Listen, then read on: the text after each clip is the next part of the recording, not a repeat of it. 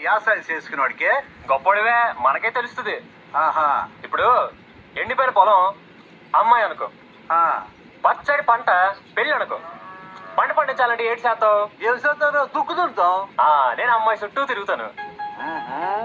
తర్వాత ఏడు శాతం తర్వాత ఏం చేస్తారు నీరు పెడతాం. అది నేను మాట మాట కలుపుతాను. తర్వాత ఏడు శాతం తర్వాత ఏం చేస్తారు గిత్తలు వేస్తాం. నేను ఐ లవ్ యూ చెప్తాను. తర్వాత ఏంటవుద్ది? ఆహా తర్వాత ఏమవుతురా అది ప్రేమ పుడుతుంది. ఆహా అది సరే కండ్రా. ఇంతకీ నీ పొలం సంగతి ఎంతవరకు వచ్చింది? నాదా ఆ, బాగా ఎండిపోయిన పొలం. ఆ, ఎండిపోయిందా? ఓ పెద్దోడా, ఈ పొలం ఎండిపోయిందట. రేపటి నుంచి దున్నాలి.